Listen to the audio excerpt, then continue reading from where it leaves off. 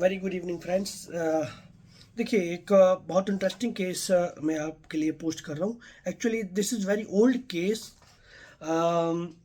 करीब 15 year old case है, बहुत पुराना केस है ये। तो उस टाइम पे एक मेल पेशेंट था, करीब 50 अराउंड, ठीक है। तो उनने मुझे एक रीनल प्रॉब्लम के लिए कंसल्ट किया था, ठीक है। अभी just I was searching my old cases, तो उसमें मुझे ये केस दिखा, ठीक है। तो देखिए, मैं आपको कहना चाहूँगा कि our homeopathy sometime it is very simple, dear friends, very simple, but how just I would like to show through this case, ठीक है। तो होम्योपैथी इज होम्योपैथी, आप कैसे भी प्रैक्टिस कर रहे हैं, दिस डजेंट मैटर, ठीक है। तो इस केस के थ्रू आप समझिए कि ये एक 50 अराउंड पेशेंट थे, उनको रेनल फेलियर का प्रॉब्लम था, ठीक है, विथ अलॉन्ग विथ हाइपरटेंशन।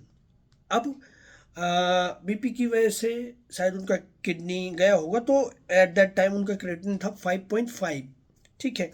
अब देखिए उस पेशेंट के साथ क्या हो रहा था। वो तो 5.5 में डॉक्टर ने बोला कि आपको किडनी सॉरी डायलिसिस करना पड़ेगा, ठीक है। तो उस टाइम पे उनका ब्रीथलेसनेस का प्रॉब्लम था, ऑक्सीपिटल हेडेक, सांस लेने की दिक्कत हो रही थी, ऑक्सीपिट में इधर सिर में पीछे की तरफ सिर दर्द होता था, और उनको थकान भी लगती थी और कमजोरी लगती थी, उसको इतना हिम्मत नहीं होता था काम करने का, ठीक है। और और एक्चुअली जो पुरानी जो कुछ दवाइयाँ उनने खाई थी इसके लिए, बीपी के लिए, रीनल के लिए, तो उससे और उनको कुछ साइड इफ़ेक्ट्स हुए, ठीक है। तो जिसकी वजह से उनको कुछ प्रॉब्लम्स हो रही थी, स्लीपलेसनेस, नेजल ब्लॉक, नाक बंद हो रही थी, नींद नहीं आ रही थी बराबर से, पल्पिटेशन होता था रात को, ठीक है। अब देखिए आप, चेस्ट एक्सरे हुआ था उनका, तो लेफ्ट वेंट्रिकुलर हाइपरट्रॉफी मिला था ईसीजी में, चेस्ट एक्सरे वाज नॉर्मल, ठीक है। Blood pressure was at that time 260/140, 260/140, mind it, मतलब कितना ज़्यादा, 260/140, ठीक है, जस्ट डबल समझिए आप, हैं। Urea 90, creatinine 5.5, all investigation was done, इतना ही प्रॉब्लम दिख रहा था। अब अब प्रॉब्लम क्या थी इस पेशेंट में, ये सारी समस्याएं थी उनको। अब डॉक्टर के पास फाइनली जब ये इतना क्रिएटिनिन हो जाता है तो वो लोग डायलिसिस करते हैं, राइट। पहले मेडिसिन से देखते हैं, जब वो नीचे आता है तो ठीक है, अदरवाइज डायलिसिस करना पड़ता है। एक्चुअली हमको केस टेकिंग अच्छे से लेनी होती है, तो जनरली उस टाइम पे बहुत अच्छा आइडिया होता नहीं था। वो इनिशियल डेज का प्रैक्टिस, मतलब मैंने शुरुआत करी थी होम्योपैथी में, तो जस्ट थोड़ा थोड़ा सा है ना, मतलब ये समझो आपकी थोड़ी थोड़ी सी आइडियाज़ होते थे मेडिसिन के। तो अब आप देखिए कि पेशेंट से जनरल हम डेटा लेते हैं कि भूख कैसी लगती है, तो पेशेंट ने बोला भूख थोड़ा कम है। प्यास, तो प्यास डॉक्टर साहब मुझे हमेशा ही नहीं लगती, ठीक है, प्यास हमेशा से मुझे कम प्यास लगती है। और और प्यास कम लगती है जैसे बताया, और इसको ना भूख भी कम लगती है, बाकी ठीक है। और जैसे थर्मल पूछा तो पेशेंट ने बोला कि गर्मी बहुत ज़्यादा लगती है, ठीक है। तो ये छोटे छोटे से जो डेटाज है ना, काफ़ी इंपॉर्टेंट होते हैं कई बार। अभी हम माइंड मेथड पर प्रैक्टिस कर रहे हैं, तो इसका मतलब ये नहीं कि आप इनको स्किप कर दीजिए, ठीक है। जब आपका केस वहाँ से सॉल्व नहीं होता है तो you can go through physical journal, mental journal, particulars, ठीक है, कॉन्कोमिटेंट, ये सब आपको ढूंढने होते हैं। तो अब आप देखिए, फिर past history also, you have to understand past history. तो ये सब मैंने देखा। अब रीनल फेलियर का केस था, तो मैंने पास्ट हिस्ट्री में भी समझा कि किसी को बीपी है क्या। तो पेशेंट ने बताया कि मेरे पेरेंट्स को दोनों को बीपी था और दोनों died by because of BP, heart attack, ठीक है। तो आप समझिए कि दोनों हाइपरटेंसिव पेशेंट थे और दोनों died suddenly by heart attack. तो इससे क्या समझ में आता है, इससे समझ में आता है सिफिलिस वाज प्रीडोमिनेंट, ठीक है। This is the syphilitic patient, ठीक है, साइकोसिफिलिटिक। तो जो मतलब प्रोमिनेंट जो मायाजम है इसका वो भी साइकोसिफिलिटिक है, hypertension along with kidney damage, ठीक है, डैमेज हो रहा है तो सिफिलिटिक ये, और पेशेंट का जो हिस्ट्री था वो भी साइकोटिक एंड सिफिलिटिक, ठीक है, प्रीडोमिनेंट मैज और फंडामेंटल मैयाजम्स का वो साइकोसिफिलिटिक, ठीक है। तो अब मैंने पूछा कि पेशेंट का नेचर, ठीक है, तो जैसे हम थोड़ा सा ये पूछ लिया उसके बाद पेशेंट, तो ऑल डाटा हमको कलेक्ट करना होता है। तो पेशेंट ने बताया कि मेरा नेचर शांत है, मुझे गुस्सा नहीं आता, एकदम सीधा साधा बंदा हूँ मैं, और किसी भी सिचुएशन में एडजस्ट हो जाता हूँ, मतलब यील्डिंग हूँ, माइल्ड, गुस्सा उस्सा नहीं करता मैं, ठीक है। तो अब देखिए आप एक रेमेडी की तरफ ये केस जा रहा है, आपको समझेगा। Those who are very apt to read materia medica, ठीक है, जैसे कि हम लोग मटेरिया मेडिका पढ़ते थे ना पहले, स्कैंड को पढ़ लेंगे आप तो उसमें जनरल डिटेल मिलेगा कि एक रेमेडी जो थर्स्टलेस होती है, इसने पेशेंट ने बोला ना कि मुझे प्यास हमेशा नहीं लगती है। दूसरा, पेशेंट सीधा बंदा है, मतलब उसको ज़्यादा गुस्सा नहीं आता, माइल्ड है, यील्डिंग है, एडजस्टेबल है, मतलब यील्डिंग है, ठीक है, मैनेज कर लेता अपनी चीज सिचुएशंस को। तो जब वो शांत रहते हैं इसीलिए, तो mild, yielding and thermally hot patient, ठीक है। तो आपके दिमाग में जब ये सब आएगा तो पल्सिटिला, देखो आप, nearly all complained the remedy is thirstless. Of course, pulsatilla is thirsty also, but आप किसी भी मटेरिया मेडिका में पढ़ेंगे ना तो this remedy is thirstless along with all complaints. तो थर्स्टलेसनेस इसका कॉन्कोमिटेंट सिम्टम है पल्सिटिला का, ठीक है। तो अब देखिए यदि कई ऐसे ऐसे होता, thirstlessness along with dryness of mouth, this is very very important symptom. कई अब अभी आपने देखा होगा, तो इसको मैं पहले ये केस कंप्लीट करता हूँ, फिर मैं एक केस और बताता हूँ, मतलब इसका जनरल आइडिया आपको देता हूँ पल्सिटिला को कब आपको यूज़ करना है, ठीक है। तो पल्सिटिला कोर्स को मैंने इस बेस पे दिया कि thermally hot patient, thirstlessness, mild gentle patient, yielding patient, adjustable patient, hot thermally hot patient, और इस बेस पे मैंने उसको पल्सिटिला 200 दिया, ठीक है, 200 के 2 डोज, ठीक है। और पल्सिटिला 200 अभी दिया, अगले हफ्ते फिर दिया, फिर उसके बाद धीरे धीरे उसका क्रिएटिनिन घटने लगा, फिर मुझे उसका 1 ml तक और जाना पड़ा था, एक डोज 1 ml देना पड़ा था नेक्स्ट मंथ सिंगल डोज, ठीक है।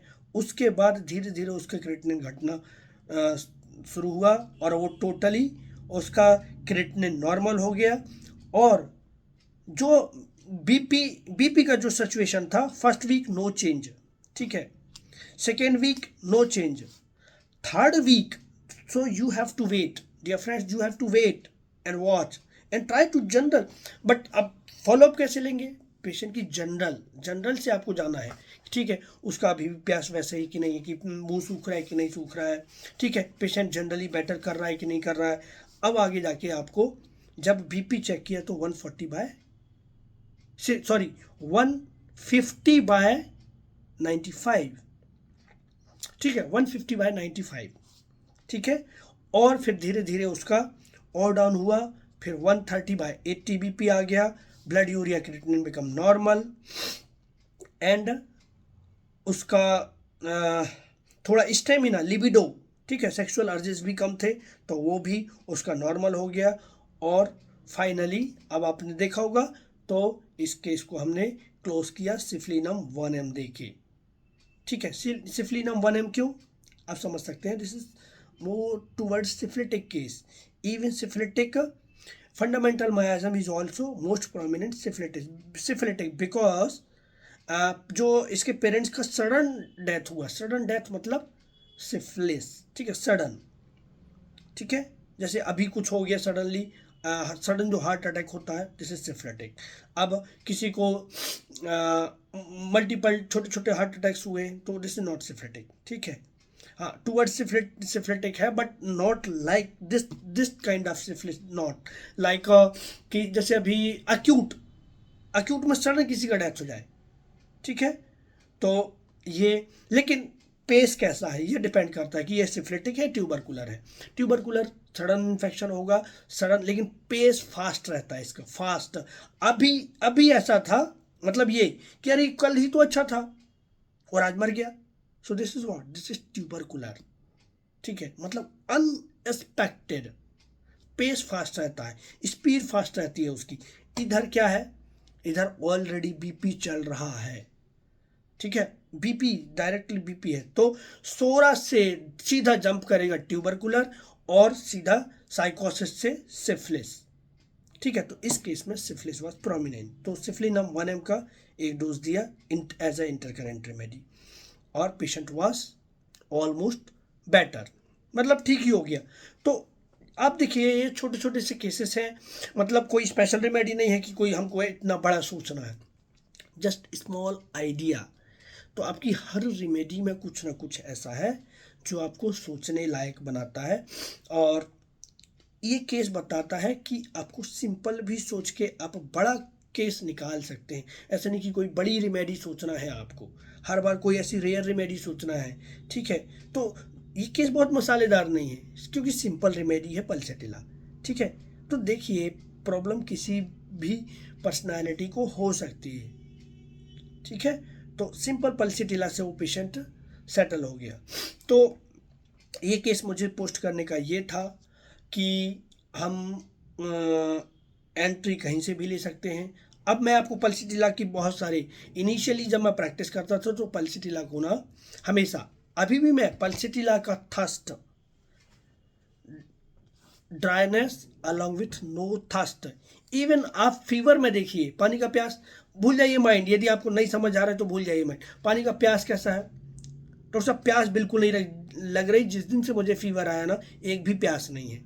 अब फीवर आए, खांसी आए, सिर दर्द हो, कुछ भी हो, ठीक है, कुछ भी हो, अभी अभी जस्ट और ऐसा हो रहा है लेकिन प्यास नहीं लग रही है, लेकिन मुंह सूख रहा है। ठीक है, this is very important symptom. ठीक है, कि मुंह से नहीं सूख रहा है, मुंह भी सूख रहा है लेकिन पानी की इच्छा नहीं हो रही है ना, जबकि मुंह सूख रहा है, पानी पीना चाहिए आपको, तो पानी बॉडी डिमांड नहीं कर रही है। This is very important symptom of pulsatilla. ठीक है, तो मैं हमेशा फीवर में जस्ट इतना ही पूछता था और अभी भी पूछता हूँ। ठीक है, यदि माइंड नहीं मिलता है तो, जैसे अभी मुझे ही बहुत ज़्यादा खांसी आ रही थी तो मैंने कुछ माइंड के ऊपर लिया क्योंकि माइंड बहुत क्लियर था नहीं। ठीक है, तो अब जैसे ही मुझे करीब 7-8 दिन से खांसी चल रही थी, और लेकिन अब मुंह सूख रहा है, लेकिन प्यास, पानी उतना नहीं पिया जा रहा है। ठीक है, तो यह है पल्सेटिला का बहुत इंपॉर्टेंट सिम्टम। ठीक है, और खांसी में बलगम, स्पेक्टोरेशन एमेलोरेशन एंड स्पेक्टोरेशन कैसा, थिक, मोटा, thick yellowish discharge, specially in the morning after waking on. उठने के बाद सुबह सुबह खूब सारी खांसी आएगी, खूब सारा बलगम निकलेगा, येलो कलर का बलगम निकलेगा, थिक थिक येलो स्पेक्टोरेशन होगा। ठीक है, along with no thirst but dryness in the mouth. This is pulsatilla. 2-3 dose लिया मैंने, मेरी खांसी वांसी सब सेटल हो गई। ठीक है, तो आपको ऐसे भी केसेस के ऊपर एंट्री लेनी है।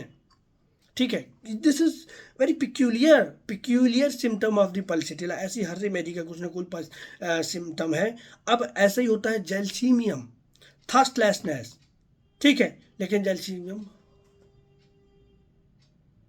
This is gelsemium, dull dizzy drowsiness, वहाँ पे भी जेलसीमियम, लेकिन थर्स्टलेसनेस, वहाँ पे भी मुंह सूखेगा, प्यास नहीं लगेगी। अब और जैसे आपने पढ़ा देखा है कि अब आर्सेनिक का प्यास मिल गया। ठीक है, कि आर्सेनिक का प्यास थोड़ा थोड़ा बार बार पानी पीता है, लेकिन आर्सेनिक की रेस्टलेसनेस होना जरूरी है। ठीक है, बहुत ज़्यादा एंशियस रेस्टलेसनेस पेशेंट, ये भी, ये साथ में मिलना चाहिए, 1-2 सिम्टम मिलना चाहिए। ठीक है, अब ब्रायोनिया चुपचाप लेट लेट जाना चाहता है, डिस्टर्ब अवर्जन टू बीइंग। ठीक है, लेकिन उसको यदि आप माइंड से जाते हैं, हर बार वो ऐसे जनरल सिम्टम नहीं मिलते कि हर बार ब्रायोनिया का पेशेंट को बार बार प्यास लगेगा और लार्ज क्वांटिटी में पानी पिएगा और मुंह नहीं सूखता, मुंह सूखा जा रहा है, मतलब प्यास बुझती ही नहीं है।